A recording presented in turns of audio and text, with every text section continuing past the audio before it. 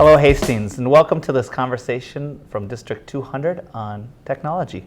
Well, Andy, it's so great to be here today. Awesome to be here. I'm here with Andy Leiser. I'm Paul Bakker, the principal at Pinecrest. And Andy and I are both wrapping up our second year here in Hastings. It's been a great experience. And so I moved here this last year, and I have a son and a daughter that both attend school here in Hastings.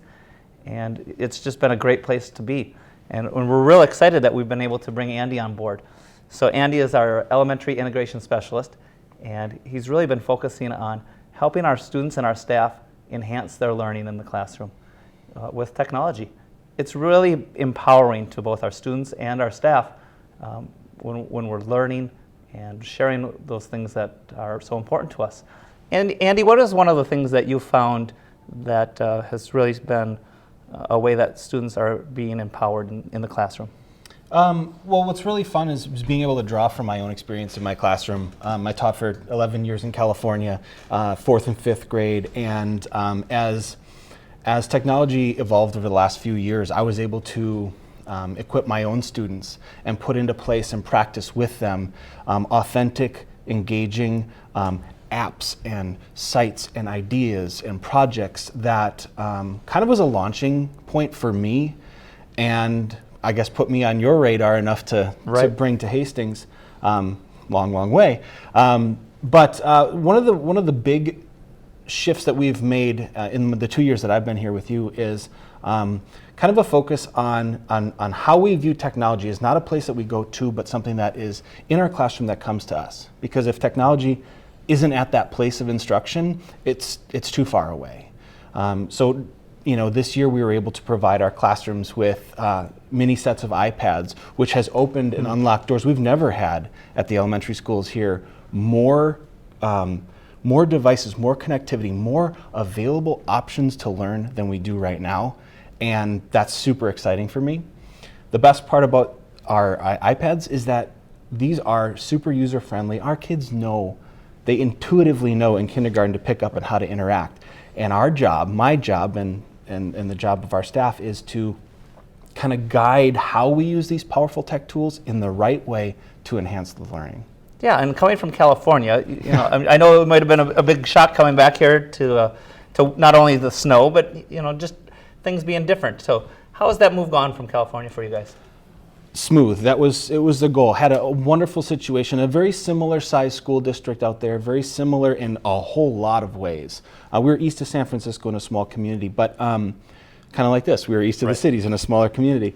But coming here was very purposeful for us. We wanted to get back to our roots, being from the Midwest, and we wanted our kids to grow up here. And so I have a daughter in kindergarten who has actually really saved me being a 4th and 5th grade teacher. I have the upper elementary locked down. I've got that. Right. But she's been able to, when it comes to our tech tools, try things out and test things out through that lens, which lets me become a little bit more proficient through the hands of a 6-year-old. But when it comes to my position here, one of the big things, and what I spent a good deal of our first year together was focusing on the relationships, and not the relationships with technology. That's not nearly as important as the relationships with the students and staff in our schools. And being in all 3 schools, and always seeming to be in a school where I needed another school, trying to find a way to keep that relationship strong. And social media is one way that I was able to really kind of let folks understand who I am and get to know my history and what I can provide them, but also just having conversations in the hall and then coming in and leading lessons. Well, and that relationship has really allowed for people to feel safe.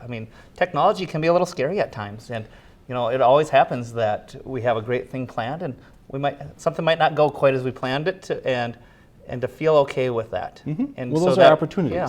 That relationship you've built, has really helped people feel comfortable. Good. Well, that's the goal. One of the things I firmly believe when it comes to technology is that it's not the driving force, but it is pedagogy. It is our instruction first, and technology is a way to enhance that instruction. If we are very purposeful about what we intend, our learning goals, our learning targets, that's where I can come in and work with the teachers and work with the students to enhance or kind of add that extra little element of authentic, current, modern abilities to create and share beyond our walls, which we've been able to do this year more than ever before. Some of our biggest successes, kind of looking beyond our own classroom, beyond our own grade level, our school or our community. We have had second graders who Twitter poll asked the world, hey, what's your favorite sport?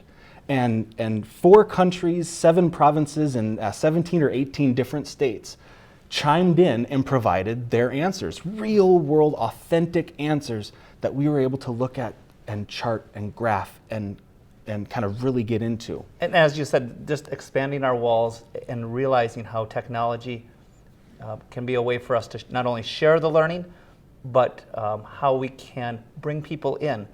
When we had the Hour of Code back in the fall, I know the third graders that were able to experience a Google Hangout with your friend that worked at Google was pretty amazing. Yeah, Google Hangouts have allowed us to use technology to bring experts into our classroom that otherwise couldn't be there. So we brought in experts working in tech from San Francisco, from Vermont, from Milwaukee, all over the place. And even with Read Across America about a month or so ago, we had readers from Hawaii and California and Arizona and Pennsylvania, Missouri, all able to experience and lead learning with our students. That is transformative. That was never before possible. And just think about those second graders that had the experience of talking live with Belinda Jensen in the newsroom, looking at the weather computers. Yeah, so Belinda Jensen and her counterpart, hold on, of course now I'm blanking, I'm so sorry. But anyway, Belinda Jensen, who grew up in Prescott, worked at the McDonald's here in Hastings, crazy connection, came in while our second graders are learning about weather and clouds and was that expert, that local expert with a Hastings connection.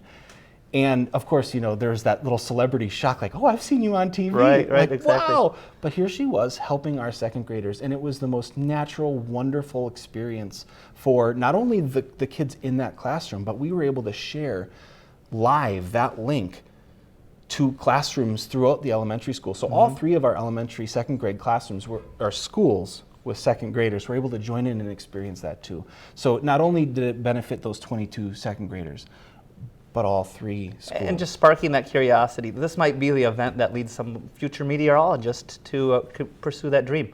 And that spark is kind of the key to my position. Right. We've got a lot of awesome stuff going on in our schools. Teachers who have phenomenal experience, phenomenal projects. They're doing great stuff with kids. And my spark is dovetailing into that a little bit of tech innovation and integration. What can we do with what you're already doing to kind of lift it up a little higher, or to add that element that kids are excited to not only create but share beyond just the classroom?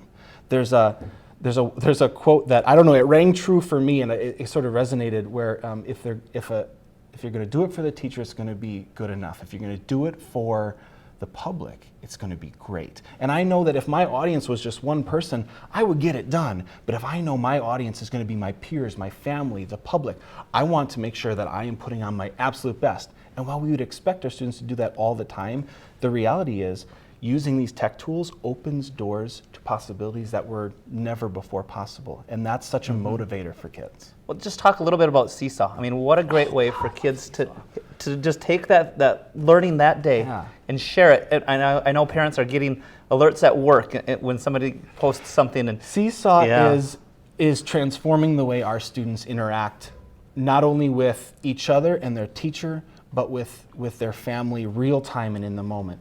So Seesaw is a way for students to capture learning artifacts, be it physical or digital, and share them with the people most important to them, their classmates, their teacher, and their family. In a way, it operates much like social media does, but it's operating in a much more secure way, but the fundamental skills are still there. You are creating and you are sharing, and that is so crucial.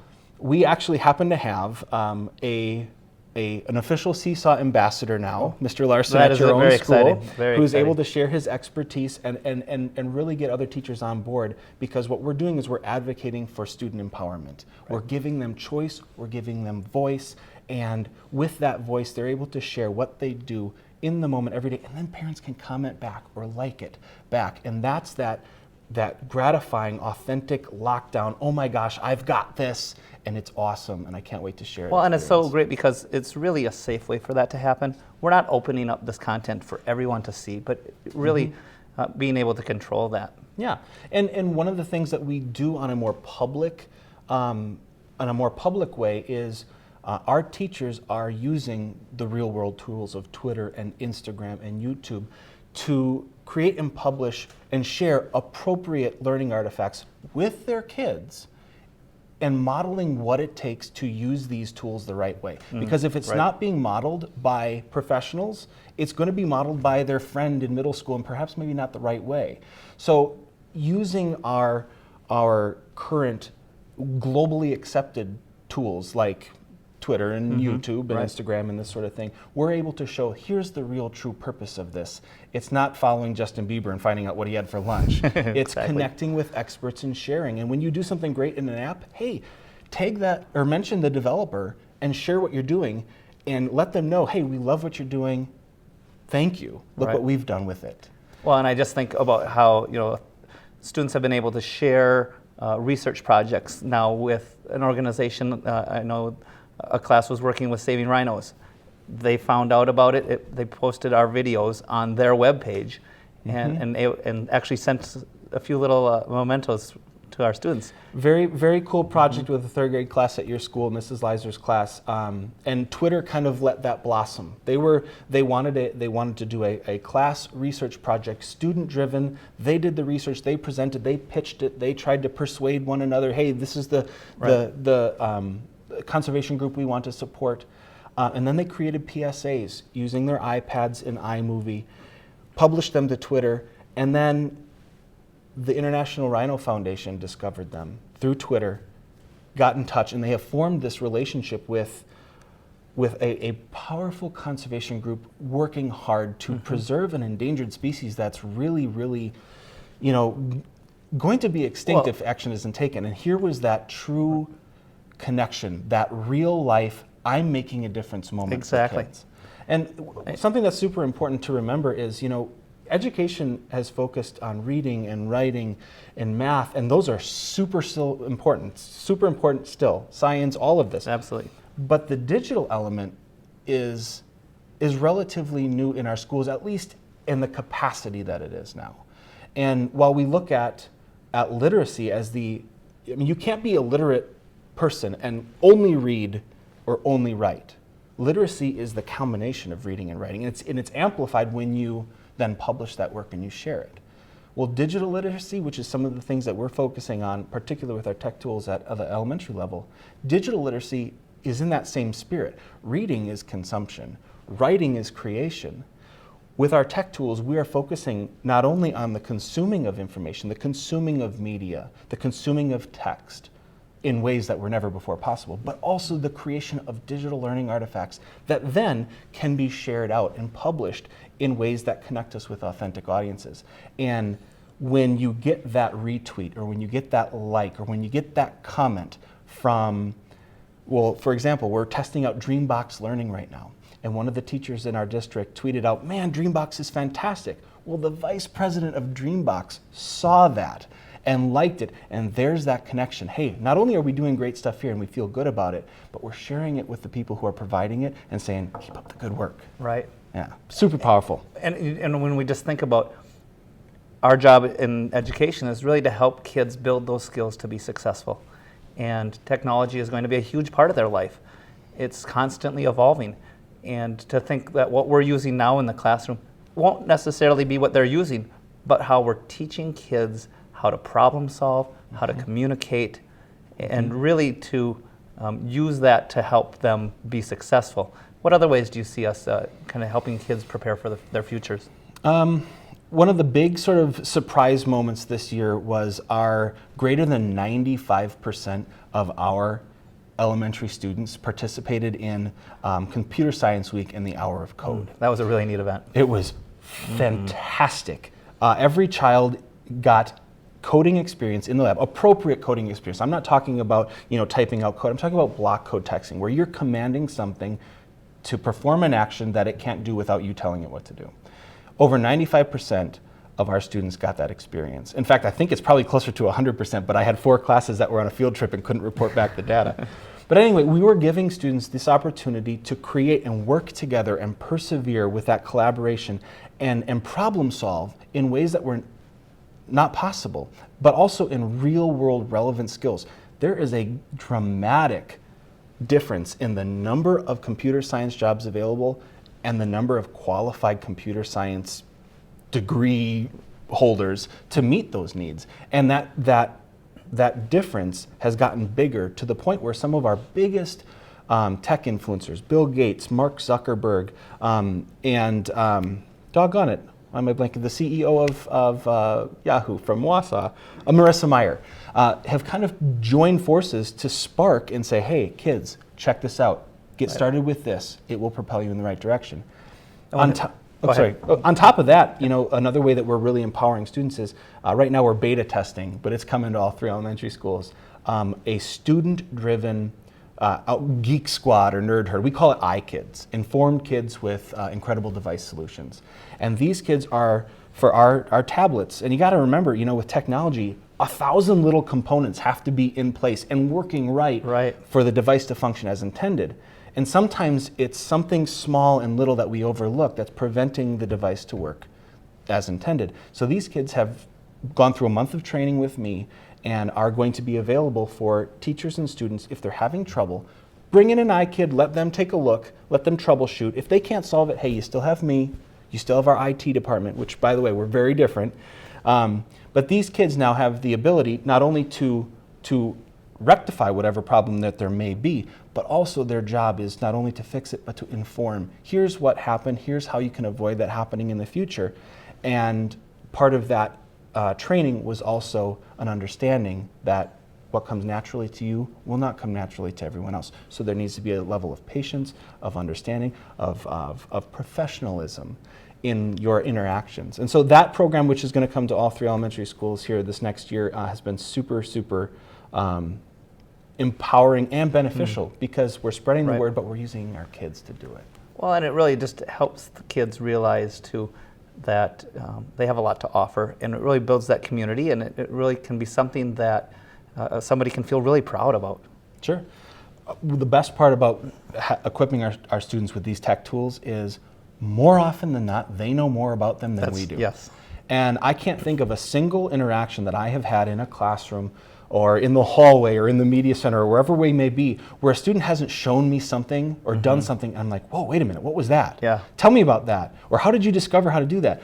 And that bit of sharing from student to another student, but teacher, is super powerful. And that's another big shift. We don't have to be the experts. Right. We just need to provide the environment, the structure, and the guidance to allow those kids to share their expertise, to follow their passions, and to then share those with us and share them with authentic audiences across the world. And it really just helps to build that idea that we're all learners, and there's not one person in the room with all of the answers, and it's your job to get those answers out of that person, but really to be learning together to solve those problems.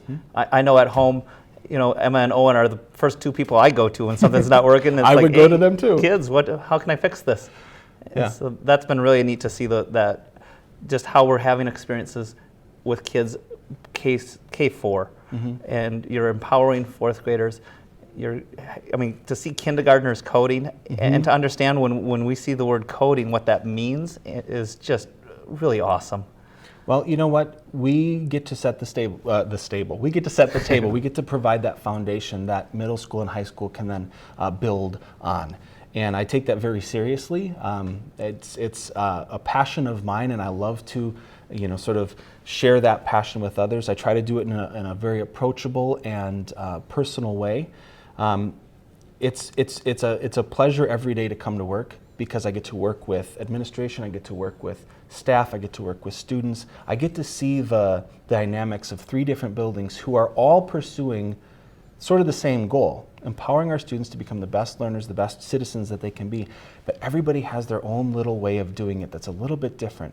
And to see students or teachers grab onto a tool and run with it, whether it's Instagram or Twitter, or if it's an app. We have tessellations happening now in an app that we didn't know we could do that, and they're able to make these elaborate art tessellations.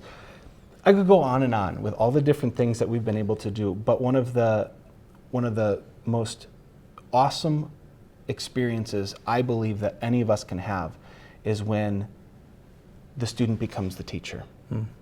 When we get to step back and say, tell me about that. Because I love it. I think it's awesome when the student knows more about something than me. And that's that shift. No longer is the teacher the center or source of information. Now we have the world's information at our fingertips. And that's so powerful and so exciting. Well, Andy, I just want to say how thankful we are that you are here for us. And can't think of a better place to be. It's great. And students and staff alike feel your support. We appreciate the role modeling that you've taken on here to help us feel confident and comfortable with our technology. And it's just been a joy. Cool. So thanks so much for joining us today. That wraps up our conversation with our elementary integration specialist, Andy Leiser. And we look forward to talking to you again in the future.